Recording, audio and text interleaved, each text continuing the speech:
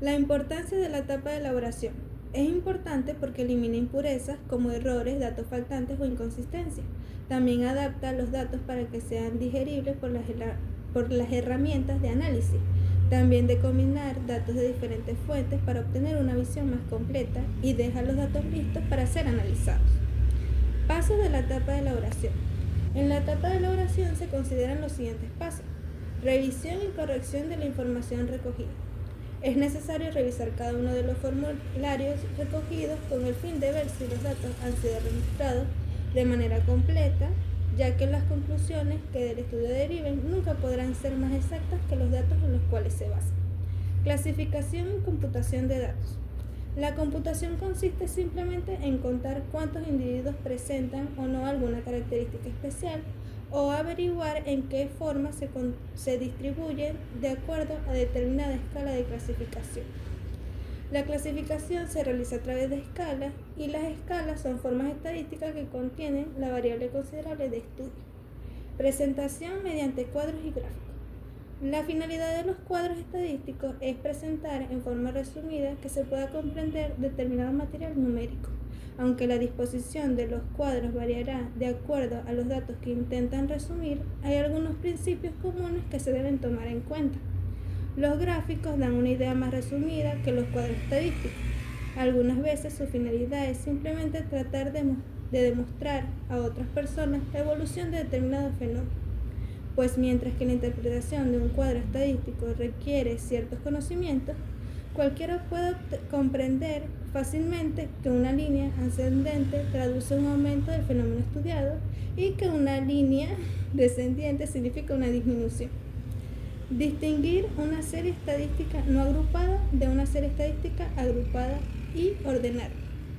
Los datos agrupados son aquellos datos que pertenecen a un tamaño de muestra mayor a 20 o más elementos, por lo que para ser analizados requieren ser agrupados en clases a partir de características específicas.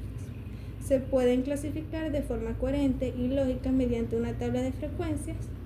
La agrupación de los datos puede ser simple o mediante intervalos de clase. Por ejemplo, de los empleados de una pizzería se clasifican sus edades para determinar el rango de edades que tiene mayor número de empleados. De 9 empleados, el rango de edades sería de 18 a 21. De 12 empleados, el rango de edad sería de 22 a 25. Y de 5 empleados, el rango de edad sería de 26 a 30. Los datos no agrupados son el conjunto de observaciones que se presentan en su forma original, tal y como fueron recolectados, para obtener información directamente de ellos. Pertenecen a una muestra menor de 20 elementos, por lo que para ser analizados no requieren ser agrupados, ni formar clases. No se pueden clasificar de forma coherente y lógica mediante una tabla de frecuencias y pueden ordenarse en forma creciente o decreciente. Ordenar una serie estadística no agrupada. Por ejemplo, investigar la edad a un grupo de 15 personas que almuerzan en McDonald's. Serían 19, 22, 21, 26, 15, 23, 22, 21, 23, 19, 20, 17, 18, 19 y 21. 15 personas. Estos son datos no agrupados porque simplemente son datos recolectados sin un orden en particular. Sin embargo, podemos ordenarlo de menor a mayor y no están contabilizados ni clasificados, solamente están ordenados. 15, 16, 17, 18, 19, 20, 21, 21, 21, 22, 22, 23, 23 y 26. 15 personas. Explicar a través de ejemplos las condiciones de una buena escala de clasificación y sus modelos. La escala de clasificación es una serie continua y progresiva de algún dato específico. La clasificación se define como la división y ordenamiento de algún objeto o cosa por clases y categorías para determinar la clase o grupo a que corresponda, como la presentación de los datos estadísticos y su análisis posterior dependen en gran parte de la manera como están clasificados. Algunas consideraciones al respecto son convenientes. Condiciones de una buena escala. Cualquiera que sea la escala que se escoja debe reunir entre estas dos condiciones básicas. Debe ser exhaustiva y las clases o subdivisiones de que consta deben ser mutuamente excluyentes. El que la escala sea exhaustiva significa que debe permitir la clasificación de cualquier individuo que se estudie. Una escala que dividiera las razas entre blancos y negros sería incompleta, ya que no permitiría la inclusión de personas de otros grupos raciales. El que las clases sean mutuamente excluyentes quiere decir que no deben dejar dudas sobre incluir a cada una de las unidades en estudio. Por ejemplo, grupos de edad. En la escala incorrecta sería de 0 a 5, de 5 a 10, de 10 a 15 y de 15 a 20. Y en la escala correcta sería de 0 a 4, 5 a 9, de 10 a 14 y de 15 a 19. La primera escala es incorrecta porque es ambigua y en un momento dado no se sabría dónde incluir a un niño que tuviera exactamente entre 5 y 10 años de edad. La escala de la derecha evita tal confusión y es la preferida por su sencillez y exactitud. Tipos de escala. Está la escala cuantitativa, que solo permite distribuir a los individuos de acuerdo a ciertas características que les son comunes y por medio de las cuales pueden distinguirse de otros individuos que no las poseen. Al clasificar a un grupo de personas por sexo, raza, estado civil, región de donde proceden, enfermedad que padecen, etc. Escalas cuantitativas. Son más precisas porque además de permitir la diferenciación entre unos individuos y otros, señalan cuán grandes son las diferencias observadas, la determinación de peso, estatura, edad, pulso o tensión arterial de una persona o la división de las familias por el número de hijos que constan o de acuerdo a sus ingresos, se hace mediante el uso de una escala cuantitativa. Las escalas cuantitativas se dividen en escalas cuantitativas continuas. Son cualquier valor intermedio entre dos íntegros. El peso de una persona varía, puede ser desde 60 kilos, pero con una balanza de precisión quizás podría anotarse como 60 kilos y 300 gramos. Escalas cuantitativas discontinuas. Cuando solo admite valores de números enteros, las familias clasificadas según el número de hijos o los escolares por el número de dientes cariados que tengan. Son ejemplos de esta escala, porque una familia podrá tener 1, 2 o hasta 15 hijos o un escolar 1, 2 o hasta 20 caries, pero ningún valor fraccionado tendrá significado. La distinción entre escalas continuas y discontinuas es útil, aunque su diferenciación en ocasiones no tiene razón de ser. El número de glóbulos rojos por persona es un ejemplo de escala discontinua, ya que no puede haber valores fraccionados, pero la discontinuidad es tan poco aparente que la escala se trata como si fuera continua. En realidad, nadie podrá señalar si una persona tiene 4.999.999 glóbulos rojos o exactamente 5 millones. Muy buenos días, mi nombre es Evelyn Sánchez y continuando con la exposición hablaremos sobre la clasificación de los datos. Se comprende fácilmente que los individuos que se estudian pueden clasificarse según una escala única o de acuerdo a dos o más escalas alares. Teniendo en cuenta esta noción, los datos estadísticos podrían clasificarse en tres tipos. El tipo número 1 son las distribuciones de frecuencia. En un grupo de personas podemos averiguar primero cuántos hombres y cuántas mujeres hay, o investigar después cómo se reparten de acuerdo a su raza. En uno u otro caso se está utilizando una única escala cada vez, como podemos ver en la diapositiva de abajo. Datos como los anteriores, en donde el grupo de individuos se clasifica de acuerdo a una única escala, sea edad, peso, raza o estatura, reciben el nombre de distribuciones de frecuencia. Datos de asociación. Sin embargo, si se deseara saber cuántos hombres son de raza blanca o cuántas personas negras son del sexo femenino, los datos presentados anteriormente no nos permitían responder tales preguntas. Para poder responder a las personas deben clasificarse simultáneamente de acuerdo a dos escalas, como la tabla que vemos a continuación, donde se clasifica hombres y mujeres, tanto sean blancos como negros, y su totalidad. El cuadro anterior resume los dos primeros, pero a partir de aquellos que no pueden elaborarse este último, para su elaboración se requiere una nueva computarización de datos. Casos como el anterior, en donde los individuos se clasifican simultáneamente de acuerdo a dos escalas, como pueden ser raza y sexo, o edad y sexo, estatura y edad, etc., constituyen los llamados datos de asociación. Las series cronológicas, finalmente, algunas veces las escalas que se emplean es el tiempo para mostrar la evolución de un fenómeno en relación de él. Tales series ilustradas a continuación reciben el nombre de series cronológicas. Las subdivisiones o clases de la escala. Aunque las subdivisiones o clases de la escala suelen escogerse arbitrariamente, tal escogencia debe reunir ciertas condiciones. Por ejemplo, la formación de las clases. Solo debe incluirse en una misma clase datos más o menos homogéneos. Si, por ejemplo, en 100 casos de una enfermedad se presentan 10 casos en menores de un año, 12 casos en niños de un año y 8 casos en niños de 2 años, es posible formar un solo grupo que incluya menores de 3 años igual a 30 casos. Pues el número de casos es más o menos constante en cada año de edad, alrededor de 10 es igual a 30 sobre 3. En cambio, si el mismo ejemplo tuviéramos 22 casos en menores de un año, 7 casos en niños de un año y 1 caso en niños de 2 años, tendríamos el mismo resultado de 30 casos.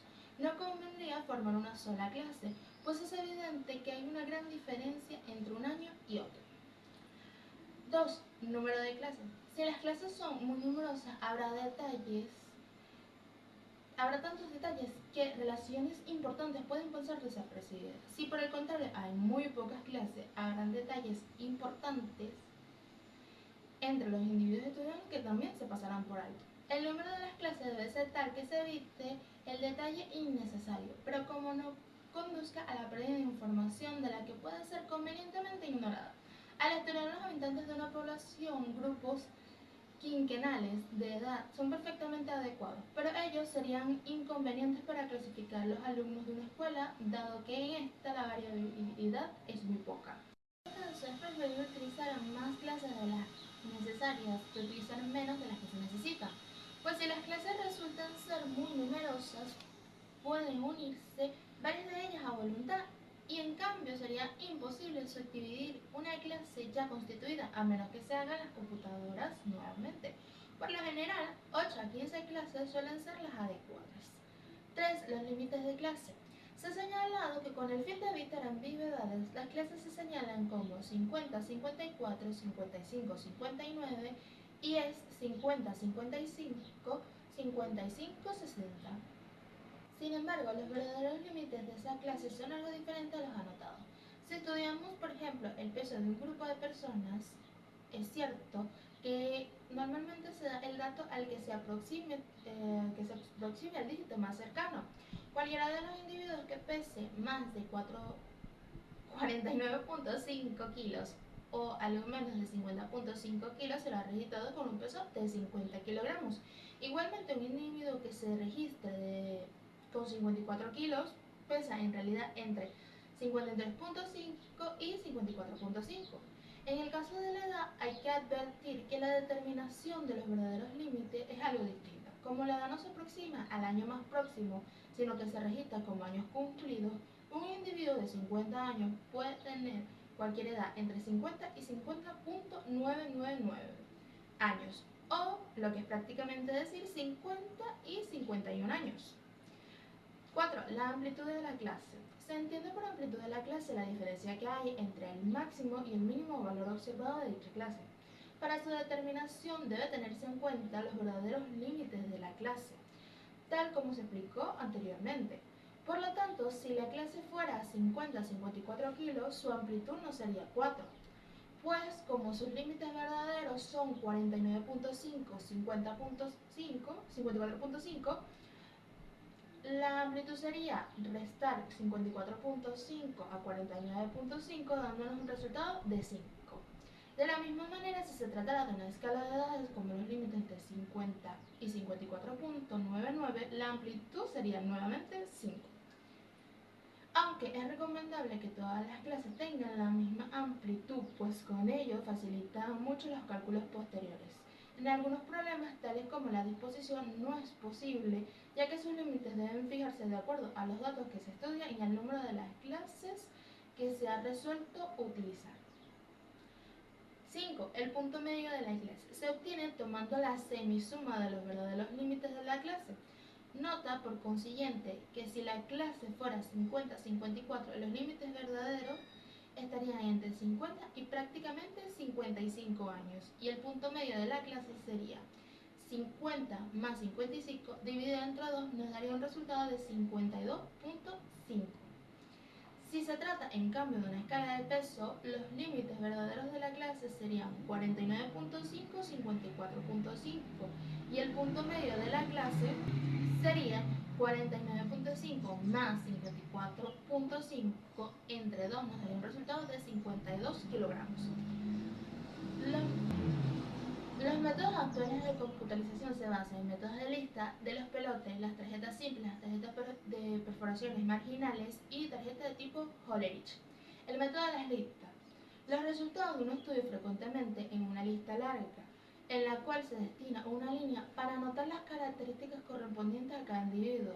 En tales casos, la computalización buscará cuáles individuos presentan determinadas características y al contarlos marcándolos con unos signos convencionales, por ejemplo una X, con el fin de facilitar la verificación final. Como se comprende, el método es utilizable cuando son pocas las unidades que se estudian y siempre que no se pretenda clasificar por más de 2 escalas a la vez. Ejemplo, sería muy fácil contar los individuos, hombres o mujeres, o cuántos murieron por tuberculosis o neumonía. Para el trabajo sería interminable si quisiéramos hacer computación combinada. Ejemplo, ¿cuántas mujeres extranjeras menores de 30 y que residían en el campo murieron por determinada enfermedad? Este tipo de método podemos visualizarlo en la lámina de abajo con una investigación sobre la tuberculosis. Segundo método de los pelotes. Consiste en poner en una hoja de trabajo un pelote, es decir, un slash, por cada incidencia de esa categoría en los datos, con el fin de facilitar la computalización final.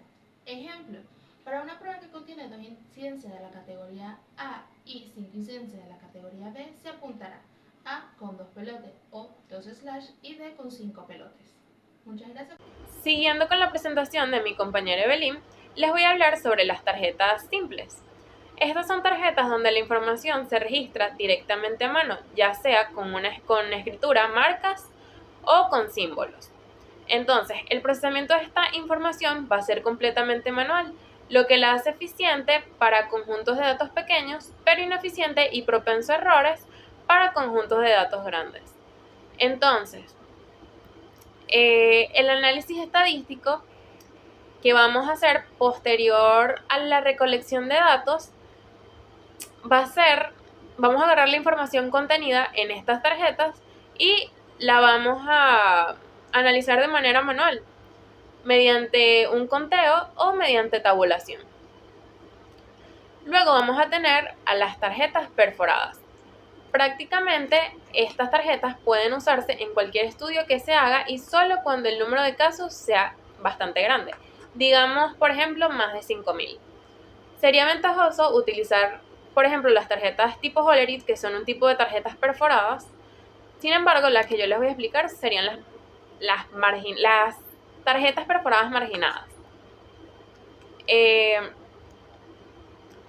Con ellas el trabajo es rápido, es relativamente dinámico y los errores en la computación se reducen al mínimo. Son tarjetas que pueden tener un tamaño variable, todo va a depender de la cantidad de datos que tengamos, y van a tener una serie de orificios en sus bordes, por eso se llaman marginadas, a cada uno de los cuales se le va a asignar la representación de una de las características que se está estudiando, ¿ok? Los datos van a inscribirse en la tarjeta y pueden encontrarse en los formularios, en algún formulario especial, o pueden recogerse directamente de la tarjeta, que hay un ejemplo aquí de la tarjeta en donde se ve que en el espacio central hay otro tipo de datos que los datos que están marginados en los márgenes exteriores. Entonces, ok, seguimos. A veces cuando se hacen encuestas sencillas, en vez de escribir los datos, pueden asentarse directamente en las tarjetas perforadas y se marca con tinta los orificios correspondientes que luego van a ser desmarginados. Al utilizar las tarjetas perforadas se puede recurrir a ciertas simplificaciones, gracias a los cuales no habrá necesidad de utilizar un orificio diferente para cada dato que se escriba. Para ello, antes de asentar los datos en las tarjetas, se hará una transformación previa conocida como codificación. Y la codificación es simplemente como la clave de los parciales de anatomía, de los parciales de las materias de escuela, mediante la cual cada dato se designa por un número. Como por ejemplo, si se estudia las diferentes causas de mortalidad de alguna enfermedad, el cáncer sería la número 1, la opción número 2 sería la tuberculosis y la opción número 3 sería el COVID. Y así. Sigamos. Ahora hablemos de las tarjetas tipo Hollerith. Les explica que las tarjetas tipo Hollerith son un tipo de tarjetas perforadas. La más común es la tarjeta tipo Hollerith o tarjeta perforada IBM. Y es un sistema bastante querido por las personas de computación, ya que estas tarjetas de cartulina representaban datos mediante perforaciones estratégicas y cada tarjeta tenía 80 columnas. Cada una de esas columnas tenía 10 filas.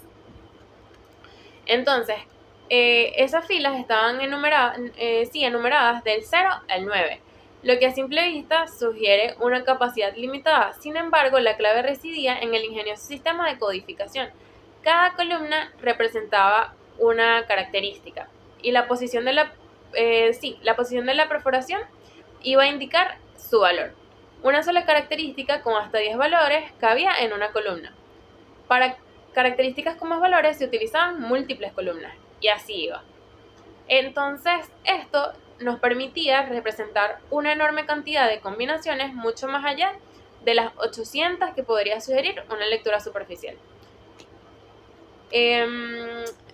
Estas tarjetas Hollerith se usaban mucho en los años 80, en los años 70.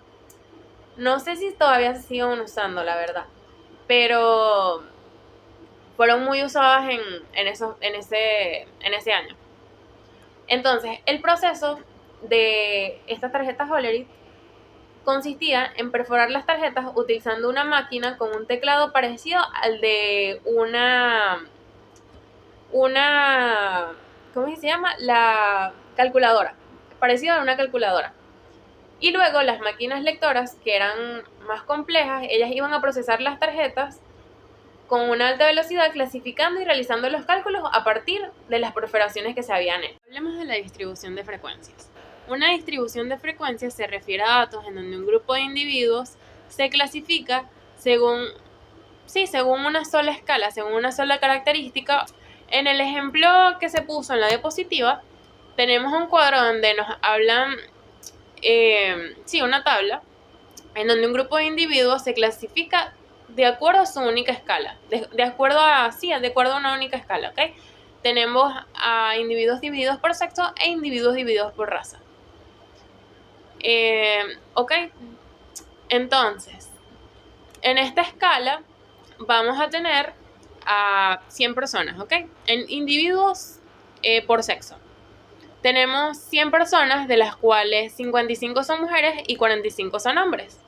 Mientras que en la de individuos por raza vamos a tener un total de 100 personas, en donde hay 80 personas son blancas y 20 personas son negras. Entonces, a esto se le llama una distribución de frecuencia. Bajemos un poco. Ahora hablemos de las tablas de asociación. En una tabla de asociación, los datos se clasifican en base a dos escalas, a diferencia de la distribución de frecuencias, que se usa una sola escala. El ejemplo que tenemos aquí, tenemos una tabla en donde tenemos sexo y raza. La B representa a los blancos, la N representa a los negros, aquí tenemos a los hombres y a las mujeres, ¿ok? Entonces, vamos a tener entre 45 personas, bueno, tenemos en 100 personas, ¿no? 100 personas, ok. De estas 100 personas, vamos a tener que 45 van a ser hombres. Estos hombres van a ser 9 negros y 36 blancos. Y de estas 100 personas vamos a tener que 55 de ellas son mujeres y 11 son negras y 44 blancas. Entonces, este cuadro lo que resume es que vamos a tener una escala de datos, vamos a tener dos escalas de datos, ¿ok? Y cuando nosotros teníamos los datos anteriores,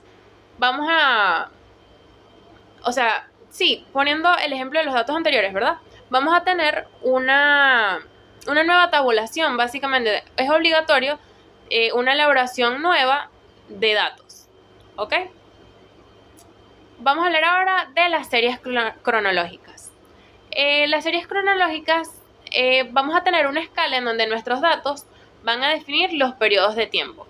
Estos periodos de tiempo se usan para mostrar la evolución de un fenómeno en relación al tiempo, ¿ok? Como por ejemplo, la mortalidad de la tuberculosis, ¿ok? La mortalidad de la tuberculosis desde 1952 hasta 1955. El año, entonces en la tabla vamos a tener el año y el número de defunciones que ocurrieron ese año. En 1952 tuvimos 459 defunciones por tuberculosis. En 1953 tuvimos 325 defunciones por tuberculosis. En 1954 270 y en 1955 252, ¿ok? Podemos ver cómo va disminuyendo la cantidad de personas fallecidas a lo largo que van recurriendo los años. Entonces, esto sería una serie cronológica.